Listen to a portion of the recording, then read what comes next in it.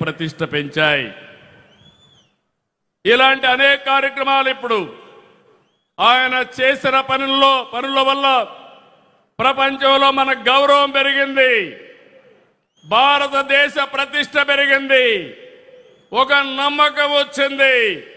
2047కి తిరుగులేని శక్తిగా భారతదేశం తయారవుతుందని మరొకసారి విజ్ఞప్తి చేస్తున్నా.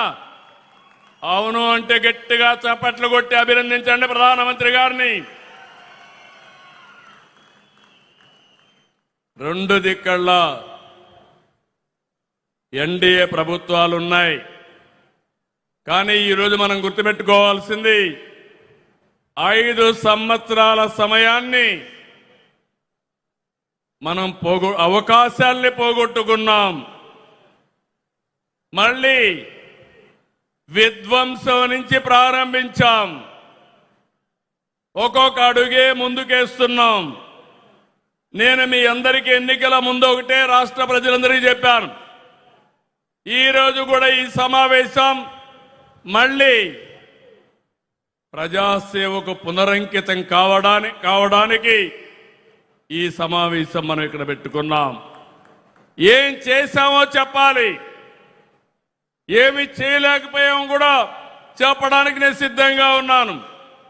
విమర్శలకి ప్రతి విమర్శే కాదు, ఎవడైనా విమర్శలు చేసి సాక్ష్యాధారాలతో సహా వాళ్లకు చెప్పే శక్తి ఈ ఎన్డీఏకు ఉందని మరొక్కసారి మీకు విజ్ఞప్తి చేస్తున్నా.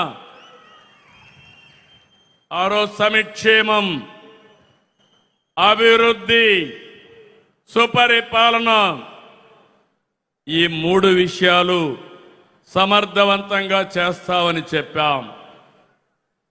ఎన్ని కష్టాలున్నా, ఎన్ని ఆర్థిక ఇబ్బందులున్నా మనం చెప్పినది ఎలక్షన్ మేనిఫెస్టోలో గుర్తుపెట్టుకున్నాం. ఎన్టీఆర్ భరోసా దేశంలోనే అతిపెద్ద సంక్షేమ కార్యక్రమం. పేదలందరికీ 4,000, 6,000, 15,000, 10,000 ఇచ్చిన ఏకైక ప్రభుత్వం ప్రపంచంలో ఇక్కడ ఎన్డీఏ ప్రభుత్వం అని మీకు అందరికీ విజ్ఞప్తి చేస్తున్నాను. 63 లక్షలు ఇచ్చాం. ఇది చరిత్రలో ఎప్పుడూ జరగలేదు. అలాంటిది మనం నిలబెట్టుకున్నాం. తల్లికి వందనం చెప్పాం. ఎంతమంది పిల్లలుంటే అంతమందికి ఇస్తాన్నాం. ఇప్పుడే ఒక తల్లి వచ్చింది, 7 మంది పిల్లలుంటే 7 మందికి తల్లికి వందనం ఇచ్చామంటే అది ఎన్డీఏ ప్రభుత్వం.